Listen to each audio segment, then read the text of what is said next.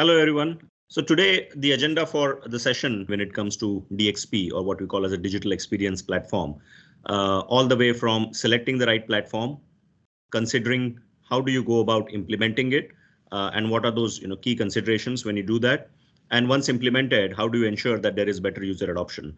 So VK, the first question, essentially, as you are aware, number of the clients who have sort of a legacy environment, or one of the earlier versions of a CMS or a DXP platform, and they are considering to sort of migrate or move or transform their landscape. What are some of the key factors that they need to consider when it comes to selecting the right tool, selecting the right technology as they go forward with the journey?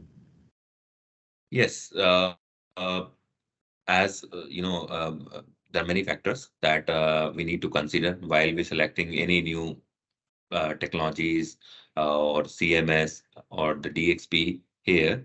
The first important aspect here is the omni-channel capabilities. These days, we look the multi-channel capabilities from the things are not only on map, they are on mobile as well, they are on social media as well, and they are all on the emerging channels like the AR/VR. So the capability for the omni-channel is the must part. The second part obviously is the content management, a robust CMS with easy to create and manage the content along with workflow and the versions are essentials.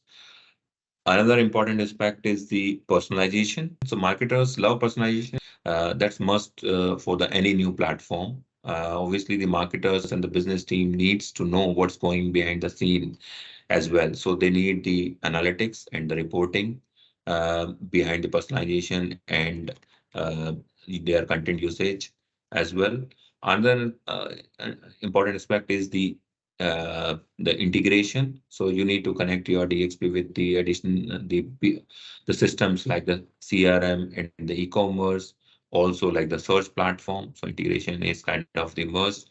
Then there are a few non-functional aspects like the security, headless, and the vendor support. They are important as well. And as we're aware, once we go through the process, your team works closely with number of clients in terms of selecting the right platform. The next point comes obviously is in terms of implementation.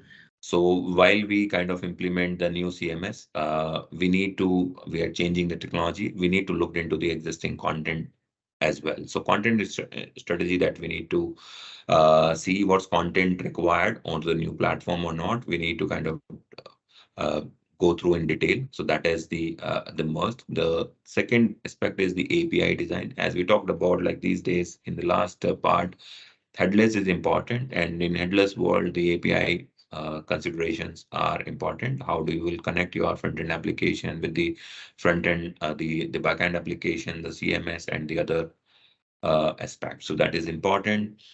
And in today's world, the everything we want like very intuitive. So for intuitiveness, we need to select the right front-end technologies. These days, we do have like the platforms like the React and the Next.js. So we do consider those as the for those implementation.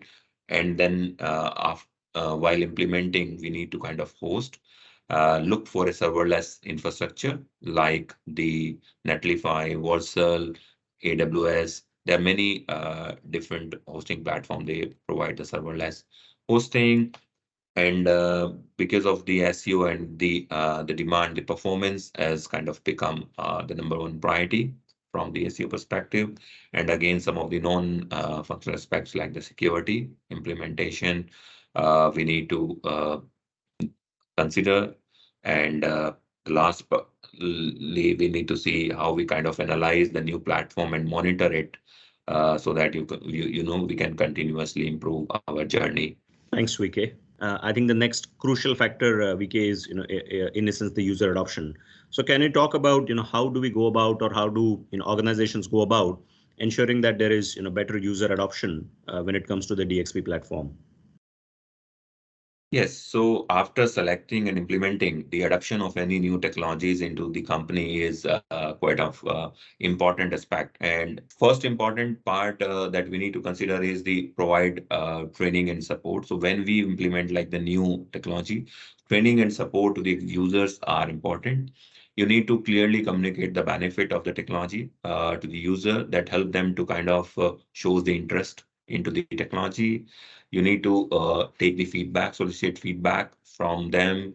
You need to involve them into the selection process, right from the selection process, so that they can give their current pain points, areas, create a user-friendly interface to manage the technology, address their concern, and provide the ongoing kind of the support.